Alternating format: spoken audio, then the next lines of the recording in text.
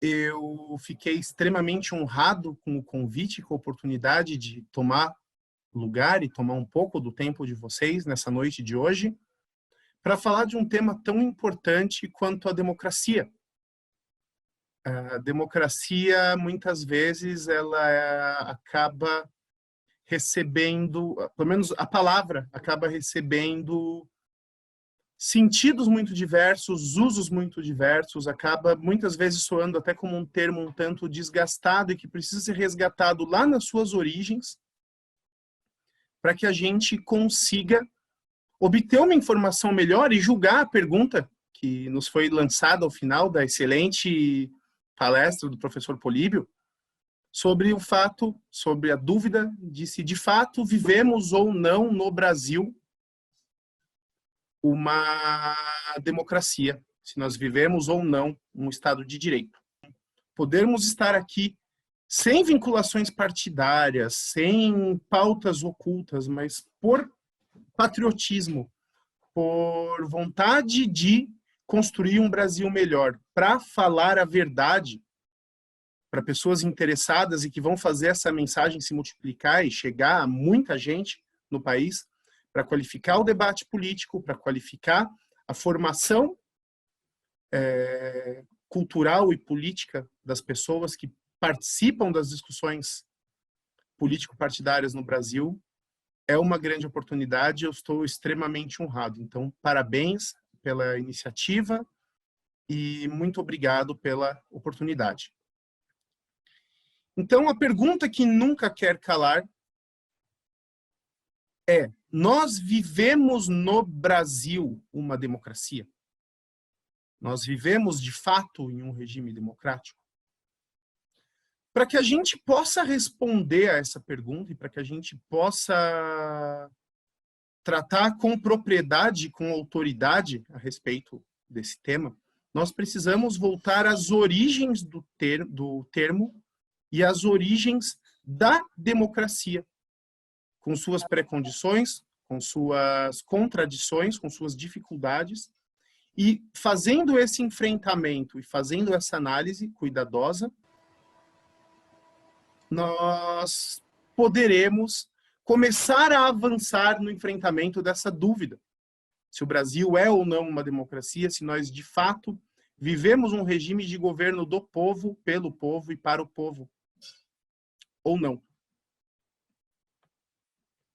A democracia, eu vou tomar a liberdade de compartilhar minha tela um pouco, só um minuto. Cadê? Ao lado da fotografia desse senhor simpático, que é Clístenes,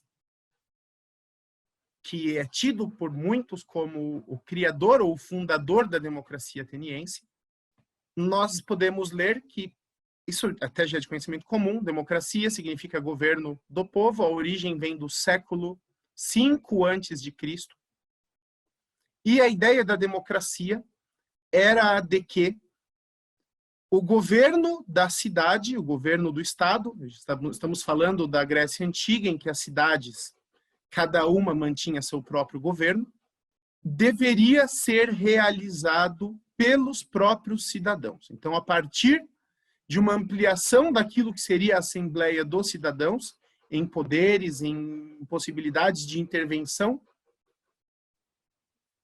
na gestão daquilo que era comum, nós chegamos àquilo que se convencionou a chamar de democracia. Então, essa primeira democracia, ela tinha uma característica muito marcante, que era de que o poder ele era exercido pelos cidadãos.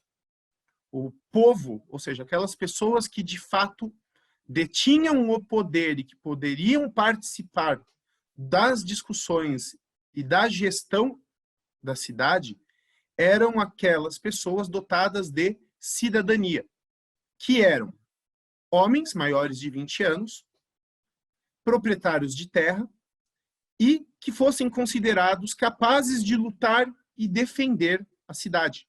E quando a gente escuta, isso aí é uma coisa que em aula de filosofia ou nessas discussões mais rasas a respeito das origens da cidadania, da democracia, isso é colocado muitas vezes como um elemento excludente, porque as mulheres não participavam da democracia, os escravos não participavam da democracia, os estrangeiros não participavam da democracia e os jovens não participavam da democracia. A idade de corte era de 20 anos. E estamos falando da antiguidade, em que a expectativa de vida dificilmente ultrapassava os 50. Então, um homem de 20 anos já era considerado um adulto. Mas a ideia por detrás dessas, entre aspas, exclusões, não era simplesmente a da manutenção do poder num grupo de pais de família, num grupo de senhores de terra. Mas era de que apenas aqueles sujeitos que tinham condições de se manterem, de se educarem e de dedicarem tempo, disposição e conhecimentos para a causa pública, poderiam e deveriam ser ouvidos na Assembleia. Então, os homens livres, aqueles que não tinham a sua vida determinada, nem por um senhor, nem pelas contingências da economia, nem pelas urgências do tempo, eram esses os homens que eram admitidos na discussão da coisa pública. Então, essa primeira democracia era uma democracia dos cidadãos e os direitos de cidadania não eram plenamente estendidos. A ideia subjacente, a gente vai encontrar isso principalmente em Aristóteles, era a de que os cidadãos que participavam das discussões na Ágora, a praça pública onde ocorriam os debates políticos, eles deveriam ser cidadãos dotados de nobreza ou honra, e não pessoas vulgares. O que se esperava de um cidadão ateniense, de um cidadão das demais cidades que desenvolveram alguma forma de regime democrático, era que eles fossem dotados de nobreza ou pelo menos de honra, para que eles se fizessem ouvir na Assembleia. Quando a gente está falando de nobreza e de honra aqui, nós estamos falando precisamente no sentido em que essas palavras eram conhecidas e eram compreendidas no contexto grego clássico. Então, eu comecei a falar agora há pouco de Aristóteles, no seu Ética Nicômaco, e Aristóteles ele é taxativo ao afirmar que existe na espécie humana 3 tipos de vida. Existem 3 tipos de alma. Alma, que vai vir da palavra, nós recebemos essa palavra do latim anima, disposição, aquilo que nos move. Existe o tipo mais comum de ser humano, que é aquele tipo que ele chamava de vulgar. Vulgar não no sentido pejorativo, mas simplesmente no sentido do vulgo comum, que são aquelas pessoas que não tinham distinções, que não eram reconhecidas pelas demais como especialistas ou destacadas em uma determinada área da ação ou do conhecimento. Pessoas que viviam para a sobrevivência, para a alimentação, para o trabalho, e que não tinham, por uma série de motivos, disposição e interesse nas coisas ligadas à beleza, à bondade e à verdade. Essas pessoas vulgares, elas, por definição, não participavam das discussões políticas, porque a elas eram negados os direitos de cidadania. Tínhamos também os cidadãos que tinham uma alma, Aristóteles usa o termo político, no sentido de para a polis, para a cidade, que se motivavam, que se moviam, que se animavam, conforme a disposição de opinião e conforme a disposição de julgamento do outro. Então, pessoas cujo íntimo desejava o reconhecimento do próximo. Pessoas que viviam para a honra. E nós tínhamos as pessoas que eram nobres, que eram aquelas pessoas de alma contemplativa, que buscavam agir dirigindo-se para o bem, para o belo e para a verdade. Essas pessoas honradas e nobres, elas eram aquelas que estavam dispostas a dispor do tempo, do conhecimento, da sabedoria e da sua capacidade, da sua experiência de vida, para se dedicarem às coisas públicas. Então, eram pessoas que poderiam deixar o seu espaço privado, deixar os seus afazeres pessoais, para passar dias, às vezes até semanas, participando de debates na praça pública, naquelas questões que eram de interesse da cidade. A celebração da guerra ou da paz, a administração da justiça, os cuidados com os espaços públicos, a celebração das leis. Essa disposição de nobreza e de caráter é o fundamento da democracia clássica. E também é o grande ponto de diferença entre a democracia na sua origem clássica e a democracia como nos foi legada na modernidade. Nós temos o hábito, é uma frase bem batida, eu acho que todo mundo já ouviu, que diz que a democracia é o melhor regime, é o pior regime depois de todos os outros, ou o melhor regime possível, apesar de ser ruim. Os filósofos gregos, muitos filósofos até modernos e contemporâneos, discordariam dessa frase. Se a gente for estudar a República de Platão, a Política de Aristóteles, se a gente for estudar mesmo autores conservadores mais recentes, a gente vai entender que a democracia ela tem essa grande vantagem de facultar a participação política aos cidadãos, aqueles que dispostos estão ao exercício das coisas públicas, mas ela tem um risco muito grande, e esse risco ele foi identificado lá por Sócrates e por Platão, nos diálogos da política, nos diálogos da República de Platão, que é o fato de que a democracia, muitas vezes, para Aristóteles sempre, ela se degenera em tirania. A democracia grega, e mesmo a democracia moderna, elas compartilham um ideal de que as pessoas, quando vão participar da coisa pública, quando vão tomar lugar nas discussões públicas ou exercer mandatos e funções públicas, elas o farão dentro desse espírito de nobreza, de distinção, de honra.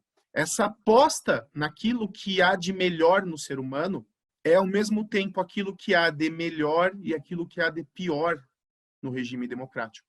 De melhor porque cria-se aquilo que Perrefit chamou de sociedade de confiança, em que os cidadãos de uma determinada comunidade compartilham entre si os mesmos valores, as mesmas crenças, e a partir daí conseguem conviver e criar normas de convívio pessoal, familiar, institucional, que são honradas e respeitadas pela maioria. Mas, ao mesmo tempo, o problema da democracia é que ela, no médio para o longo prazo, ela tende a inserir nas suas discussões, nos seus debates, o elemento vulgar. E qual que é o problema do sujeito ser vulgar? Nenhum. A maior parte da humanidade é vulgar. As pessoas, a maior parte das pessoas são comuns. Você faz uma curva de forma de sino, tira ali os desvios padrões e a maior parte das pessoas estão dentro de uma faixa de normalidade. Agora, a questão é que os sujeitos que não estão movidos pela honra ou que não estão movidos pelo bem em si, eles estarão interessados naqueles objetos da vida humana que não são dotados de nobreza, que não são dotados de distinção. As pessoas estarão interessadas na alimentação, no acúmulo de riqueza, no acúmulo de parceiros para a constituição de família ou para o mero deleite sexual. Então, com isso, há o quê? Uma deterioração do discurso público. Há uma deterioração do discurso político. Porque aquelas pessoas que são dotadas do dom da fala, a partir do momento em que há uma presença cada vez maior do elemento de vulgaridade dentro do corpo dos cidadãos, dentro do corpo de cidadãos de um determinado espaço político, esses sujeitos, para obterem cargos, para obterem honrarias, para obterem destaques, eles passam a falar, eles passam a prometer, não de acordo com aquilo que seria o mais honroso, o melhor, o mais correto para o interesse da cidade, mas sim aquilo que geraria no interesse das pessoas comuns uma reação que seria muito mais de natureza emocional ou afetiva no sentido física do que propriamente racional. Eu estou falando de algo que nos soa estranho quando discuto a democracia de hoje? Eu acredito que não. Então, essa deterioração do discurso político para aquilo que é de interesse subjetivo e para aquilo que é de interesse quase corpóreo, tende necessariamente, segundo Aristóteles, a conduzir o regime democrático à tirania. E qual que é a tirania que é característica da democracia? É a tirania da maioria. Daquele cidadão que Ortega y Gasset chamava de homem-massa, nascido no corpo de uma civilização que lhe legou uma cultura, que lhe legou uma tecnologia, que lhe legou uma história, que lhe legou uma religião, age perante essas coisas como bárbaro e se acredita merecedor e se acredita titular de todos aqueles direitos e de todos aqueles valores que foram construídos no decorrer da história da civilização, no nosso caso, no Ocidente, foram construídos por 2.500 anos e que requerem uma conservação e requerem uma tradição no sentido de conservação, recepção, assimilação e entrega para as próximas gerações para serem mantidos. Esse sujeito que é desprovido de distinções, ele não reconhece esse legado. E por que ele não reconhece esse legado? Porque ele não foi educado nas artes do belo, do bom e do verdadeiro para entender o valor dos valores, ele não foi educado para entender a dificuldade que foi a construção desse universo no qual ele se faz inserir. Por que que eu, Rafael, fui me dedicar a estudar filosofia? Eu acredito que a filosofia ela é um conjunto de saberes extremamente vivo. Essas discussões a respeito do caráter democrático ou não de um determinado regime, da sua transformação em tirania, da manipulação que certas elites desonradas e más, para usar o termo do professor Políbio, desses integrantes do eixo do mal, e da forma que eles manipulam esses cidadãos vulgares para fortalecerem o seu poder e transformarem a democracia em tirania, isso é uma coisa que já estava designada, descrita, plenamente explicada por Platão. Isso é uma coisa que a humanidade já conhece há 2.400 anos. Como a gente lê no Eclesiastes, não há nada novo sob o sol. E eu considero, e por isso que eu fiquei honrado em estar aqui, em falar um pouco a respeito de filosofia e de política, é justamente por quê? Porque nós precisamos nos educar no conhecimento dessa tradição que existe na nossa civilização, que a gente recebeu no direito dos romanos, que a gente recebeu na revelação do nosso Deus para o povo judeu e depois por meio de Jesus Cristo para toda a humanidade, que a gente recebeu na filosofia a partir dos gregos e dos gregos depois se disseminando pelo mundo a partir da Europa. A gente precisa reconhecer as raízes disso, porque os problemas que a gente enfrenta hoje a respeito de democracia, a respeito de economia, a respeito dos problemas de hierarquia entre povos, entre sexos, entre raças, entre classes, todos esses problemas, eles não são simplesmente solucionáveis. Esses problemas são perenes. Esses problemas constituem a condição humana. E se a tradição é importante para a filosofia, ela é simplesmente porque nós temos toda uma linha histórica de pessoas que eram mais sábias do que nós, que estudaram esses problemas da humanidade a fundo e que, nos seus determinados momentos históricos, enfrentando as contingências e as dificuldades de cada época, fizeram a passagem do conhecimento e das formas de enfrentar esses problemas no tempo. Então, é como se nós tivéssemos à nossa disposição uma grande caixa de ferramentas para lidar, para diagnosticar e tentar encontrar acomodações e soluções para os problemas que nos são urgentes, porque eles não são novos. Quando a gente fala em democracia, e isso já valia para os gregos e vale para nós, para a gente conseguir caracterizar como está uma democracia, e eu vou lá de novo compartilhar minha tela para que vocês acompanhem aqui o texto. Para a gente caracterizar um regime democrático, formalmente, ou seja, pela forma, eu olhar para a democracia, olhar para um regime político de um determinado país e entender, não, esse regime de fato é democrático, eu preciso identificar nesse regime 3 características, que são a isonomia, a isocracia e a isegoria. Quando eu falo em isonomia, eu estou afirmando o princípio clássico que está consagrado, principalmente nas constituições ocidentais democráticas, está consagrado na nossa Constituição, inclusive, de que todos os cidadãos são iguais perante a lei, possuem a mesma dignidade e a mesma possibilidade de ação. Somos todos livres para fazer aquilo que não é proibido por lei, princípio da liberdade, que é fundamento das nossas garantias constitucionais, dos nossos direitos individuais. Segunda das características é a isocracia, que é o direito que todos nós temos em potencial a participar do governo. Qualquer cidadão, cumprindo os requisitos da lei, que são os mesmos para todos, porque a lei é isonômica, podem disputar eleições, podem participar de concursos públicos, podem receber indicação a cargos. Então, quando não há esse direito estendido a todos os cidadãos, nós não temos uma democracia pela ausência do elemento isocrático. E o terceiro elemento de uma democracia é a isegoria.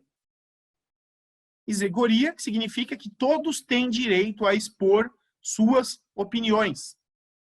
Então, eu tenho de fato uma democracia quando todos os cidadãos são iguais perante a lei, quando todos os cidadãos têm o mesmo acesso à participação nas coisas públicas e quando todos os cidadãos têm o mesmo direito a expor suas opiniões pessoais.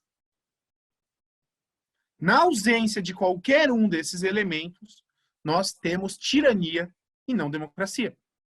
Essas características nos trouxeram para os gregos e trazem para nós algumas questões que nos permitem questionar, umas questões, perdão pela tautologia, alguns problemas que nos permitem questionar o caráter democrático ou não de um determinado regime político. Então, quando eu estou tratando de isonomia, de igualdade perante a lei, eu tenho o problema da desigualdade e eu tenho o problema do mérito. O problema da desigualdade a gente vai observar na questão que os cidadãos, conforme as suas disposições de caráter, as suas aptidões pessoais, as suas oportunidades de vida, os seus acidentes, em filosofia, acidente é tudo aquilo que não é essencial para a definição de um determinado ente. Eu ser um ser humano é da minha natureza. Eu ser professor é acidental, porque eu poderia ser pipoqueiro, eu poderia ser surfista, eu poderia ser repórter, eu poderia ser uma série de outras coisas, eu poderia ter trilhado uma série de outros caminhos. Essas questões são acidentais, não são essenciais no que diz respeito à minha humanidade. Essas questões acidentais, no entanto, elas geram desigualdade, porque as diferentes aptidões profissionais, as diferentes oportunidades de nascimento, as diferentes oportunidades de aparência física, tudo isso faz com que, no curso do tempo, determinados sujeitos consigam acumular recursos para viver de uma forma melhor ou pior, ou de qualquer modo diferente. As pessoas se tornam mais ricas, mais pobres, mais bonitas, mais feias, mais gordas, mais magras. E a partir do momento em que você tem aquele movimento, que eu tratei há pouco, de vulgarização do processo político, essas diferenças passam a ser recriminadas. O sujeito vulgar é aquele sujeito que não apresenta distinções. Por não apresentar distinções, esse sujeito ele tende a fazer o quê? Ele tende a se voltar contra os portadores de distinção em uma determinada sociedade. Ele tende a estender essa igualdade que é formal, ou seja, de forma da participação nos negócios políticos, nos negócios públicos, para uma igualdade material. Os gregos eles tinham um mito para tratar disso, que era o mito de Procustes. Cama de Procustes, onde as pessoas eram deitadas naquela cama, aquelas que não tinham o tamanho exato da cama eram esticadas, aquelas que eram maiores tinham suas pernas cerradas. Mas o elemento vulgar, quando assume a centralidade da discussão política, ele tende a transformar a igualdade formal, que é a igualdade de possibilidade na participação política, em busca por implementação de igualdade material. E qual que é o problema da igualdade material? Qual que é o problema em distribuição igualitária de renda? Qual que é o problema em distribuição igualitária de moradias? Qual que é o problema com isso? O problema é que a igualdade não existe na natureza. As pessoas nascem com diferentes possibilidades, as pessoas socialmente com diferentes possibilidades, biologicamente com diferentes aptidões. Então, a igualdade só pode ser mantida pela força, porque a igualdade material, ela é artificial. E como arte, ela só pode ser mantida mediante um constante trabalho e retrabalho humano, sobre uma constante e reconstante aplicação da força sobre aqueles indivíduos que são desiguais. E quais são os indivíduos que são desiguais? Todos. Então, quando há essa passagem da isonomia para a igualdade material, a gente necessariamente entra em um caminho de tirania. Porque a gente necessariamente precisa de um regime autoritário e de um regime de força e de exceção para poder preservar ou para poder promover essa igualdade. Então, a igualdade material é antidemocrática. E isso é um problema que, para Aristóteles, pelo menos, necessariamente leva à dissolução da democracia, porque a democracia leva a uma demanda por igualdade material. Qual que é a solução para isso? A gente vai falar de solução mais para frente. Aí eu vou deixar algumas provocações. Questão da isocracia, o mesmo direito a participar do governo, também é problemática. Porque a isocracia, ela é formal também no sentido de que, cumpridos os determinados requisitos colocados pela lei, os indivíduos possam participar das discussões públicas e possam exercer os cargos e mandatos públicos. Só que o exercício de cargos e mandatos requer uma série de aptidões que são adquiridas com estudo, com formação, com experiência de vida. O exercício de uma magistratura, o comando de uma tropa, a direção de uma escola, a gestão das finanças públicas, são assuntos que requerem uma formação técnica, que requerem, portanto, que os sujeitos que forem ocupar essas funções sejam socialmente reconhecidos como competentes nas suas áreas de atuação. É o professor que formou muitos alunos, é o general que venceu uma guerra, é o economista que bem administrou uma fortuna própria ou de terceiro.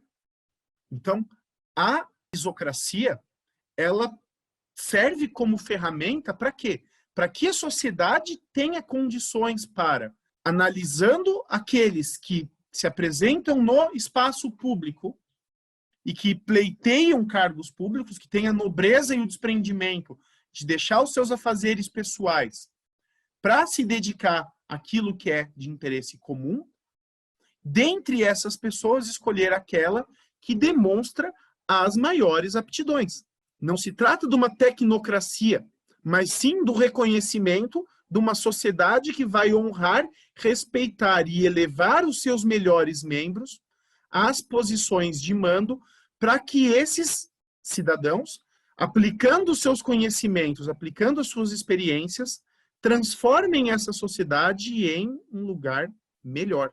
Quando a isocracia ela é convertida de democracia em mero democracismo, o Kurt Lewin, filósofo alemão radicado nos Estados Unidos, usa esse termo democracismo, ou holocracia, que é o governo do rebanho, o governo da massa enfurecida. Quando a gente tem esses fenômenos de massas que elevam líderes não pela distinção pessoal, mas pela ausência de distinções, ele é um de nós, ele é um dos nossos. Ele sofreu como nós. Ele não estudou como nós também não estudamos. Nós temos com isso uma deterioração do regime democrático. Porque nós não estamos, de fato, conduzindo as melhores pessoas para as funções onde elas vão beneficiar a população. O resultado vai ser queda na qualidade da prestação das atividades, queda na qualidade das atividades do Estado, que vai gerar insatisfação popular. Essa insatisfação popular vai ser enfrentada por esses sujeitos que ascenderam aos cargos, às posições de poder, e ascendendo a posições de poder adquiriram força, porque eles passam a comandar homens e armas, e isso acaba degenerando-se em tirania. Isso acontecia na Grécia Antiga e isso acontece hoje. A desigualdade precisa ser mantida pela força. E a incompetência no longo prazo também só é suportada pela força. E o terceiro aspecto problemático, que é ligado à terceira categoria característica da democracia, que é a questão da isegoria, que é o fato de que todos têm o mesmo direito a expor suas opiniões. Na Grécia, a isegoria era fácil, porque estava todo mundo reunido numa mesma praça, tinha uma pauta, todo mundo subia, falava, tinha aquela gritaria, parecia um mercado de peixe, era um troço vivo, pulsante.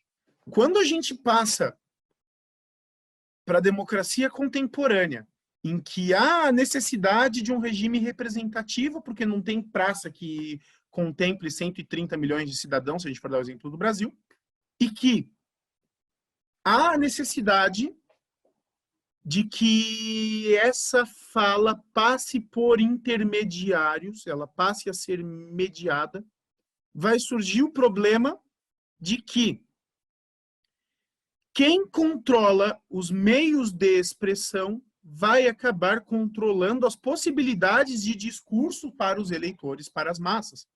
Vai controlar a formação de opinião. A gente tem um histórico de tirania e conluio entre elites políticas populistas e grandes veículos de imprensa que se retroalimentam na questão de acúmulo de poder e de dinheiro e de força política e mesmo física, e que fizeram a construção, e aí agora trazendo um pouco para o caso brasileiro, fizeram a construção de todo um sistema político com base em uma democracia que negava voz e meios de acesso para uma imensa parcela da população. Então, a isegoria, como forma de expor as suas opiniões, ela sofre do mesmo tipo de ataque, do mesmo tipo de limitação da isocracia e da isonomia. Porque quando há uma restrição de comunicação, quando há uma restrição, não digo só de liberdade de expressão, cada um aqui no seu ambiente privado fala o que quer. Nenhum Estado, por mais totalitário que seja, consegue controlar a liberdade de expressão pessoal. Mas na dimensão política não basta falar, é preciso ter ouvintes. a concentração de poder, a concentração de meios de comunicação, a concentração de canais de expressão leva à tirania e é reflexo da tirania. Nós tivemos no Brasil candidatos se orgulhando do fato de que todos os candidatos numa eleição presidencial eram da mesma linha política. Eleições presidenciais de 2002. E o candidato que depois venceu as eleições, o Lula, se gabou do fato de que nós estávamos num país em que todos os candidatos com chances de vencer a eleição eram de esquerda. A não ser que todo o país seja de fato de esquerda, isso não demonstra uma conquista da democracia, isso demonstra tirania.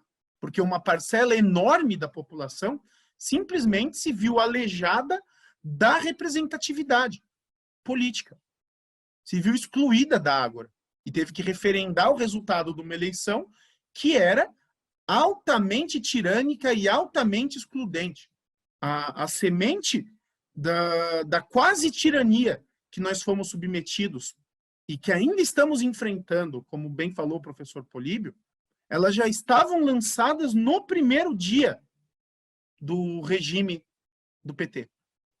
Porque ele já foi criado a partir da exclusão de uma enorme parcela da população.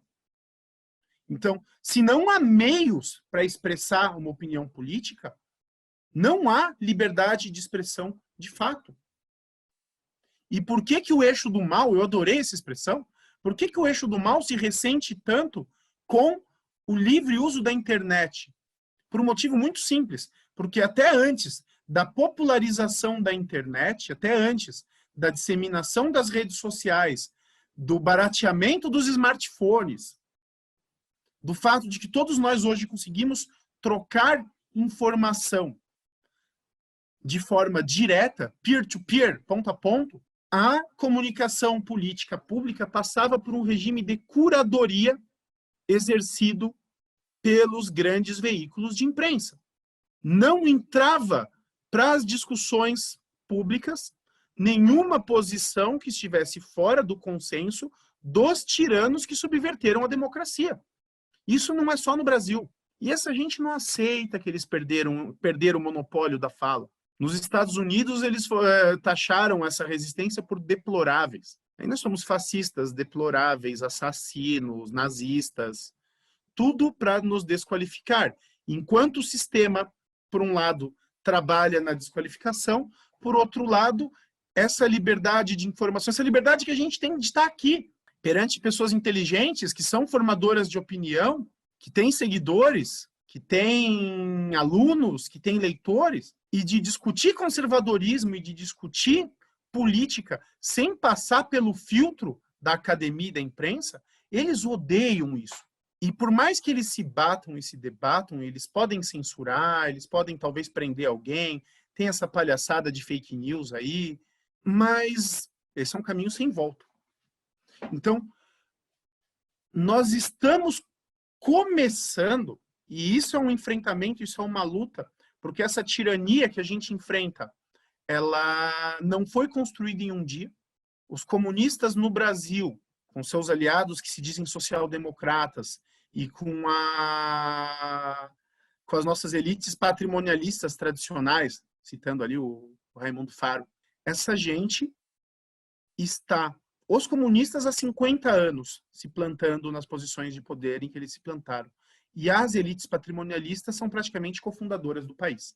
Então, não vai ser em um dia, talvez não vai ser em uma geração, mas nós estamos conseguindo começar a construir o quê? Uma isegoria. Para que a gente consiga fazer essa troca de informações, para que a gente consiga entrar no debate político, para que a gente consiga, a partir daí, formar gente que vai exercer a isocracia, para que nós possamos ter conservadores em número proporcional ao que existe na população, ocupando as posições de poder dentro do Estado. Para que nós tenhamos professores em número justo, para que nós tenhamos magistrados, para que nós tenhamos servidores públicos, para que nós tenhamos deputados, senadores. Esse processo de formar gente que vai chegar no debate público falando dos valores que são os valores compartilhados pela maior parte da população. Não para o vulgo, não para o baixo ventre, mas falar de Deus, falar de patriotismo, falar de família, falar de segurança, falar de liberdade, falar de respeito à vida, falar de legítima defesa, falar de pautas que são concretas, que são do interesse da pessoa comum. A formação de pessoas capazes de levar esse discurso para a população, para entrar na arena política, para que a gente possa também exercer a isocracia, vai nos levar à isonomia. A construção de um regime em que haja, de fato, igualdade perante a lei, e aí eu começo a responder o questionamento que me foi deixado aí, Daniel. A construção de uma igualdade perante a lei, de uma igualdade formal, que respeite as diferenças, de credo, que respeite as diferenças de convicção política, que respeite a história de cada um como patrimônio amealhado. Isso é uma coisa que precisa ser construída. Nós não temos isonomia, nós não temos isocracia, e nós estamos em um princípio, em uma luta por isegoria. A nossa luta hoje é por poder falar, para poder existir. E o nosso posicionamento hoje, e aí eu vou acabar tendo que até que ser um pouco irônico, ele é muito parecido com o que foi o dos comunistas na época dos militares. Isso significa que alguns de nós vão ser presos. Alguns de nós vão ser exilados, aliás, já temos exilados, porque essas elites que ocupam o poder, essas elites tirânicas, e são tirânicas, elas amealharam o poder que amealharam depois de décadas de concentração de poder e de trabalho de infiltração na sociedade. E eles não vão simplesmente, nossa, os conservadores ganharam uma eleição com o Bolsonaro, tô indo embora, desculpa. Esses caras vão lutar até a última bala, na última trincheira, para tentar empurrar a gente de volta para o silêncio, para tentar fechar a praça pública, para a gente voltar a viver uma democracia que era uma democracia de fachada, em que partidos sem nenhuma penetração popular, sem nenhuma legitimidade, empurravam candidatos que não tinham nenhuma familiaridade, nenhuma simpatia aos valores do povo brasileiro, e nos obrigando a referendar essas escolhas de gabinete, essas escolhas de bastidor, como se elas fossem expressão da legítima vontade do povo brasileiro, e elas nunca foram. Então, nós temos leis que advêm da tirania? Temos. Como que a gente reconhece essa tirania? Esse é o último ponto aqui. A sociedade, isso já também era uma visão dos gregos e continua sendo assim, ela é dividida basicamente em 3 instâncias. Existe o espaço do lar, que é o espaço da vida privada. Chesterton dizia que o lar é o espaço da liberdade, é o espaço da anarquia. Na minha casa mando eu. Se eu quiser comer sorvete com batata frita, se eu quiser andar de Zorba o dia inteiro, se eu quiser pintar as paredes de laranja, dentro da minha casa eu faço o que eu quero. É o espaço da liberdade, é o espaço da diferença. Convive comigo na minha casa quem eu amo, quem eu permito que adentre o espaço que é personalíssimo. É o espaço, eu escrevi aqui que é o espaço da liberdade e da diferença, e faltou eu escrever que é o espaço do amor. Ninguém pode viver apenas no espaço da liberdade e do amor. Então, nós, conforme as nossas distinções e as nossas afetações pessoais, buscamos relações com pessoas de fora do nosso ambiente familiar na sociedade, naquilo que hoje nós chamamos de sociedade civil. Então, na empresa, no clube, no sindicato, nas associações, nas escolas, nos cursos, conforme as minhas afetações, conforme as minhas características pessoais, eu participo da sociedade. Eu vou ser um trabalhador, eu vou torcer para um determinado time, eu vou me associar a um determinado clube, eu vou militar em uma determinada causa. Eu, Rafael, torcedor do Corinthians, do Paraná Clube, membro do Instituto Federalista, eu, servidor público, professor. São instâncias da minha vida em que eu participo por interesse pessoal e por capacidade pessoal minha. E eu mantenho relações com as pessoas que frequentam esses círculos conforme os interesses dessas pessoas também nesses mesmos assuntos e nessas mesmas possibilidades profissionais que eu possuo. A sociedade civil, ela sempre serviu e sempre vai servir como instância intermediária entre aquele espaço do amor e da liberdade, que é o lar, e o espaço político, por excelência, que é o Estado. Porque o Estado, ele se caracteriza por relações impessoais, ele se caracteriza pelo domínio da lei, que em uma democracia é isonômica, ele se caracteriza por relações políticas que não são afetivas. Então, essa estrutura tríplice da sociedade humana, entre lar, sociedade civil e Estado, ela acaba refletindo dois tipos de liberdades. No inglês fica bem mais fácil entender isso, porque eles têm duas palavras para tratar de liberdade, né? Então, o estado do lar é o estado da freedom, da minha liberdade pessoal de fazer aquilo que eu quiser.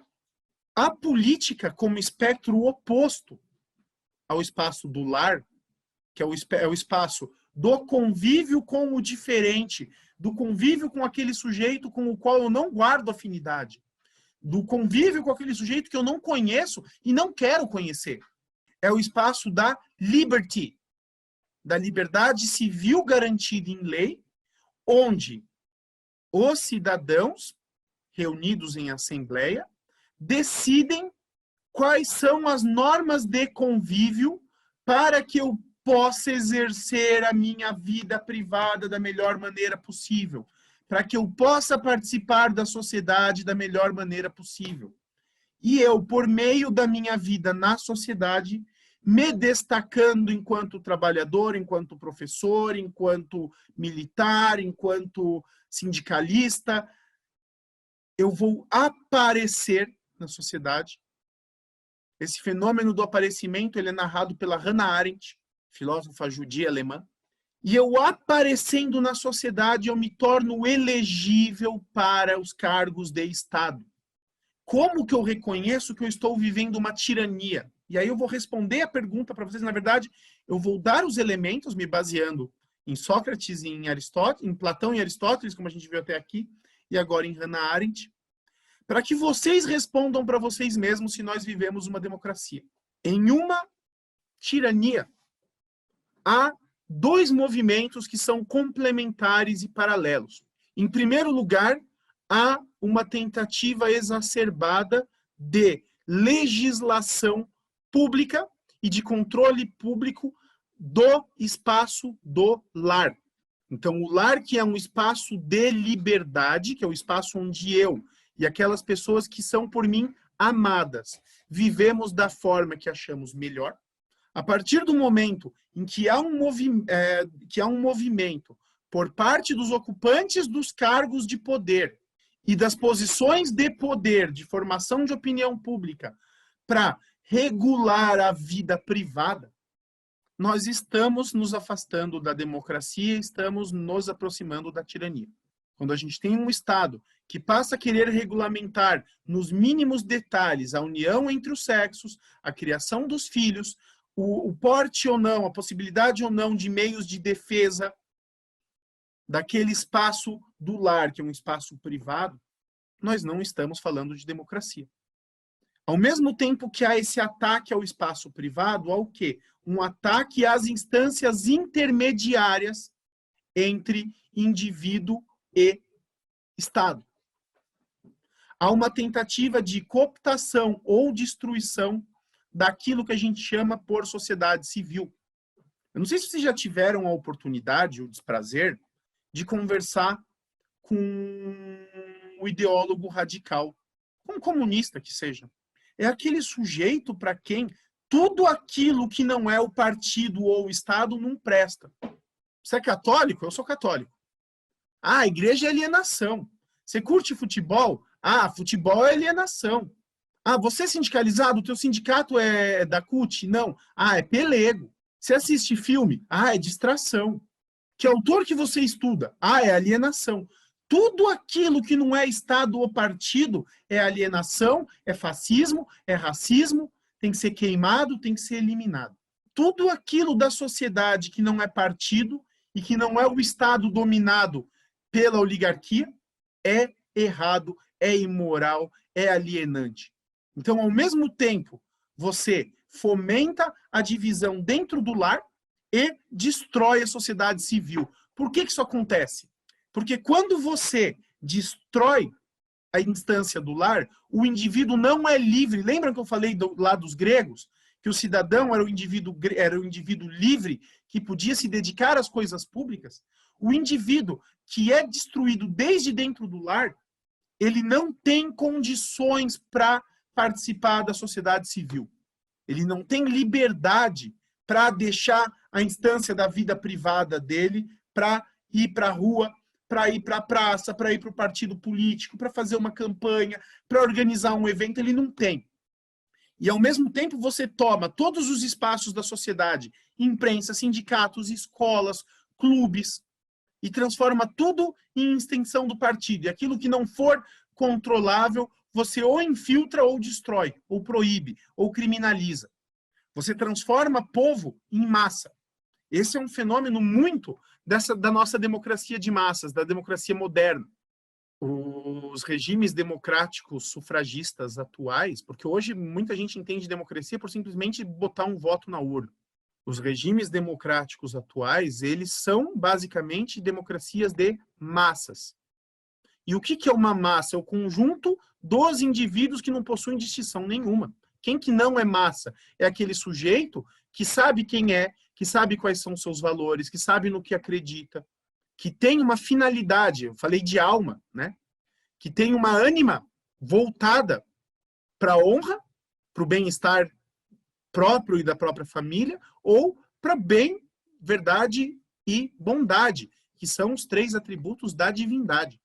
Quando você inviabiliza a vida no lar, inviabiliza as famílias, e inviabiliza que esses sujeitos apareçam na esfera política, se não fora de um esquema de poder, a gente não pode falar em democracia. Não há democracia possível sem sociedade civil e sem respeito à família. Por que a família é importante para o conservador? Em primeiro lugar, porque a família é obra de Deus. Em segundo lugar, porque sem uma família com a sua casa vivendo do seu jeito, conforme os seus valores, não é possível a construção da sociedade. É da família que o cidadão parte de casa para participar da vida comum. Não tem sociedade sem família. Então, quando você vê um Estado que está legislando contra a família, que está inviabilizando a proteção do patrimônio e da vida da família, que está boicotando todas as formas possíveis de que essas famílias se tornem ambientes seguros, para quê? Para que os seus membros sejam livres, para que eles possam, de fato, ir à esfera pública como cidadãos e não como mendigos, como seres altivos e não como seres dependentes. Toda essa patusquada aí, essa palhaçada de política de gênero, de multiplicação das, entre aspas, formas de família, tudo isso visa o quê? Atomização. Transformar os indivíduos em átomos, impedir a formação de confiança de relações de confiança entre os indivíduos. Todo mundo solitário, todo mundo separado, todo mundo pobre, desculpem o termo, todo mundo fudido, porque aí está todo mundo dependente.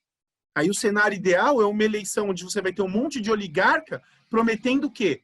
Mais bolsa, mais auxílio, mais dinheiro, mais vale gás, mais vale fogão, mais vale geladeira. Que cidadão é esse? Como é que um sujeito que está totalmente preso na contingência da sobrevivência e que não pode travar relações de confiança, senão com o Estado, como é que esse sujeito vai aparecer na esfera pública para defender um posicionamento de valores? Como é que esse sujeito vai ser autônomo? O objetivo dos tiranos é reduzir todos nós a essa condição de indignidade, Eles não defendem as minorias pelas minorias, é para plantar dissensão. Eles não defendem essas pautas identitárias por amor aos grupos que de fato são discriminados, porque são. Esses grupos que os marxistas tradicionais chamavam de lumpenproletariado, esses grupos sempre foram desprezados pelo movimento revolucionário no mundo inteiro. E eles são utilizados como massa de manobra. Isso é textual, isso é Adorno, isso é Horkheimer. Eles nunca mentiram a esse respeito. Eles são utilizados como elemento de desequilíbrio das famílias, como forma de destruição da religião instituída, como forma de destruição da família. Para quê? Para transformar indivíduos em massa, porque as massas destituídas de família, destituídas de patrimônio, destituídas de segurança, chegam àquela situação que Marx descreveu no Manifesto do Partido Comunista, em que não tem nada a perder os membros dos proletários, a não ser os próprios grilhões. É só o marxismo que faz isso? Não é só o marxismo que faz isso. O grande capital, as grandes empresas, são profissionais num jogo que o marxismo é amador. Vocês já repararam que nos últimos anos, nos últimos 20 anos, o grande capital e o movimento revolucionário estão andando de mãos dadas, estão de parzinho? Isso não é uma coincidência. O mesmo movimento de alienação para a cooptação que os marxistas fazem, visando proletarizar, massificar toda a sociedade para sua revolução, essas grandes empresas sem nome, sem capital, sem pátria, fazem para transformar os indivíduos em consumidores. Reduzir todas as dimensões da vida à dimensão da produção e do consumo. Em um determinado momento, isso vai gerar uma contradição que essas elites vão ter que resolver, e a gente vai ver ainda a briga entre eles. Mas no momento, estrategicamente, nós temos duas grandes forças que exercem poder, que são tirânicas, e que, por muitos anos, conseguiram manter a nós, patriotas, a nós, cristãos, não sei se todos os presentes são cristãos, mas se não são cristãos por confissão, são por participação na nossa civilização ocidental, vivem de instituições, de costumes e de valores cristãos, nos reduzindo ao silêncio. Então, por que eu achei tão feliz o Liberdade pela Informação? E aí eu começo a concluir a minha fala, como lema para esses nossos encontros. Porque nós só vamos conseguir, de fato, construir uma democracia. E eu nem gosto desse termo democracia, mas construir uma aristocracia, no sentido de governo dos melhores, dos destacados, daqueles que amam o país, daqueles que amam a causa do Brasil, daqueles que amam a Deus, daqueles que amam ao próximo. Uma aristocracia no sentido literal de governo dos melhores. A gente só vai conseguir fazer essa construção deixando a condição de massa, qualificando o gosto, santificando o trabalho, entregando para o próximo o nosso melhor, protegendo a nossa família, protegendo o nosso lar, para poder aparecer na esfera da sociedade civil e ocupar de volta o espaço que é nosso, que é o espaço público.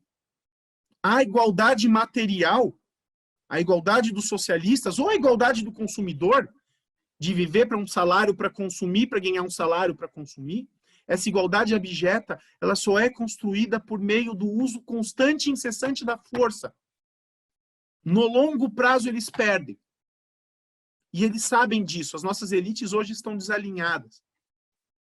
A gente conseguiu ascender a posição que nós ocupamos hoje por causa disso. Eles não sabem o que fazer. Ao mesmo tempo em que a gente tem a mídia batendo 24 horas por dia em tudo aquilo que tem algum cheiro de conservadorismo, de cristianismo, de valor, de verdade, a gente vê o quê? Grandes jornais estão deixando de circular na versão impressa e estão caindo na internet, onde eles estão perdendo leitores. Grandes grupos de mídia estão abrindo concordata e falência. Grandes partidos dos quais a gente temia, meu Deus, eles vão para a rua. Eles não conseguem encher uma praça. eles ainda ocupam posições de poder, porque eles ainda ocupam muito espaço na imprensa, eles ainda ocupam muito espaço na academia, e infelizmente eles ocupam um espaço muito maior do que deveriam nas Forças Armadas. E cabe a nós, patriotas, cabe a nós que lutamos para qualificar o nosso gosto, para não sermos sujeitos vulgares, que somos povo e não somos massa, cabe a nós nos qualificarmos e nos fortalecermos para participarmos dessas disputas políticas. Não apenas a política partidária, e não apenas a democracia no sentido de elaboração de leis, mas a democracia de podermos falar na imprensa, de podermos falar na academia, de podermos falar nas ruas, de podermos escolher os nossos candidatos, organizar os nossos partidos e viver as nossas vidas conforme os nossos valores. A civilização é nossa, a cultura é nossa.